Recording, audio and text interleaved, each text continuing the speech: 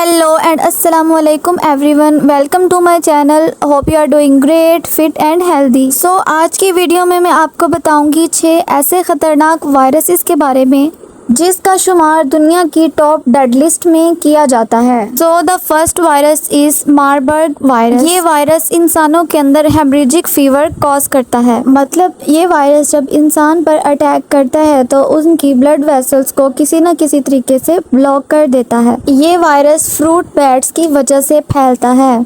Marburg virus का पहला case 1967 में जर्मनी में रिपोर्ट किया गया था। During that outbreak 31 people became infected and 7 of them were died. Fruit bats are the natural host of this virus. Marburg virus is transmitted to people from fruit bats and spread among humans through human to human transmission. जिसका मतलब ये है कि अगर एक person fruit bats के जरिए infect हो गया है तो वो अपना इन्फेक्शन दूसरे ह्यूमन बींग्स तक इजीली कन्वर्ट कर सकता है। जर्मनी में इस आउटब्रेक की वजह से वहाँ के वर्कर्स को बहुत ज्यादा इन्फेक्शन हो गया था और वो इन्फेक्शन हुआ था उनको वहाँ के बंदरों के जरिए, जिनमें वहाँ की फैक्ट्री में काम करने वाले 31 वर्कर्स को इन्फेक्शन हो चुका था, जिनमें से 7 वर्कर्स की मौत भी वाकया हो गई थी। जब ये वायरस हमारी बॉडी पर अटैक करता है तो बहुत ही ज्यादा पर्सन को चेस्ट पेन, पेट में दर्द, उल्टियाँ, डायरिया और बहुत ज्यादा चक्कर आते हैं। के साथ साथ पर्सन का बहुत ही ज्यादा वेट लॉस हो जाता है। उसको मुंह से, कान से, नाक से बहुत ही ज्यादा ब्लड आता है। इसके अलावा उस पर्सन को बुखार, खांसी, सर में दर्द, थकावट और फटीग बहुत ज्यादा हो जाती है। स्टार्टिंग में इंसान को सिर्फ जुकाम जैसे सिम्टम आते हैं, लेकिन वक्त गुजरने के साथ साथ ये सिम्टम्स बहुत ज़्यादा वर्स हो जाते हैं। जैसे इंसान को वॉमिटिंग आना स्टार्ट हो जाती है और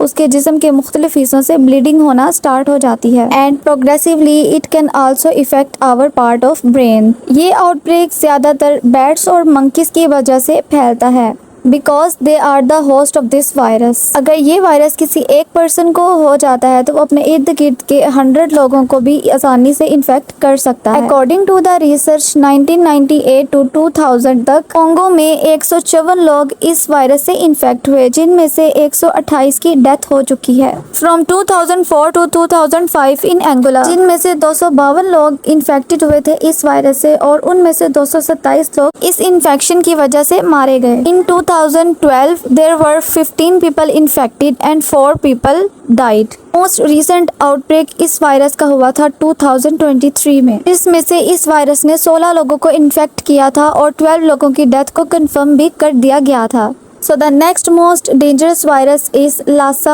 वायरस। लासा वायरस एक ऐसा वायरस है जो कि चूहों की वजह से फैलता है। इस वायरस के आउटब्रेक्स ज्यादातर वेस्ट अफ्रीका कंट्रीज में होते हैं। लासा वायरस हमारी बॉडी की ब्लड वेसल्स को बहुत बुरे तरीके से डैमेज कर देता है, जिसकी वजह से बहुत ही ज्यादा इंटरनल ब्लीडिंग स्टार्ट हो जाती है। ये वायरस रैट्स की फीसिस और यूरिन के जरिए इजीली फैल जाता है। ये इन्फेक्शन एक पर्सन को हो जाता है तो वो इजीली अपने से 10 बंदों को इन्फेक्शन मुंतकिल कर सकता है। ये फीवर ज्यादातर वेस्ट अफ्रीका कंट्रीज में पाया जाता है, जैसे कि नाइजीरिया, माली, लिबिया और सीरिया वगैरह। ये वायरस किसी पर्सन पर अटैक करता है तो उसे बहुत ज्यादा बुखार, फटीग, गला खराब और सर दर्द होता है। इसके अलावा उसको सांस लेने में बहुत ज्यादा मसला होता है। उसके चेस्ट में, नेक में और स्टमक में बहुत ज्यादा पेन होती है। उसको वॉमिटिंग और ब्लीडिंग बहुत ज्यादा होती है। इवन के कंफ्यूजन और झटके भी पड़ सकते हैं। अकॉर्डिंग टू द रिसर्च 80% लोगों को इस तरह के सिम्टम्स आते ही नहीं है। इसलिए ये साइलेंट किलर बनकर डिजीज फैलती चली जाती है और हमारी किडनी, स्प्लीन और लिवर को जाकर डैमेज कर देती है। So the next most dangerous virus is Kyasanur forest virus. ये वायरस ज्यादातर नॉर्थ इंडिया वाली साइड पर ही पाया जाता है।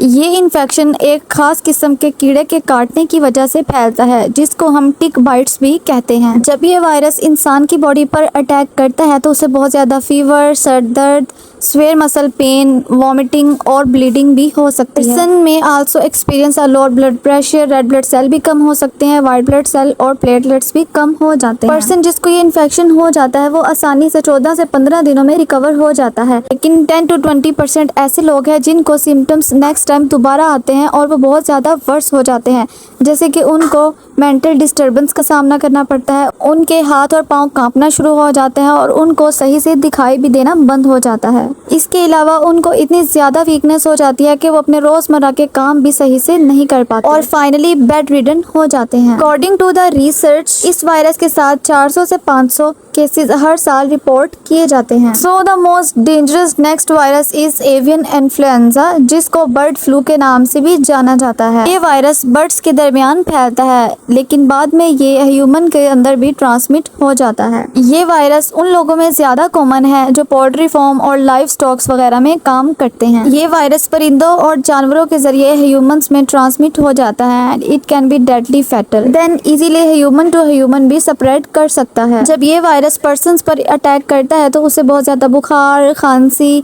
मसल में दर्द, सोर थ्रोट, वॉमिटिंग, नोजिया और खांसी। इसके अलावा सबसे ज्यादा उसको सांस लेने में तकलीफ होती है, क्योंकि ये वायरस जाकर सीधा हमारे लंग्स पर अटैक करता है, जिसकी वजह से हमें अपर रिस्पिरेटरी ट्रैक का इन्फेक्शन हो जाता है। ह्यूमंस में ये इन्फेक्शन बहुत ही जल्दी फैलता है through the animals spit, feces and the urine. The first case of this infection was reported in 1997 and there have been less than 1,000 cases since till now. So the last but not the least, hantavirus. Hantavirus can cause serious illness and death.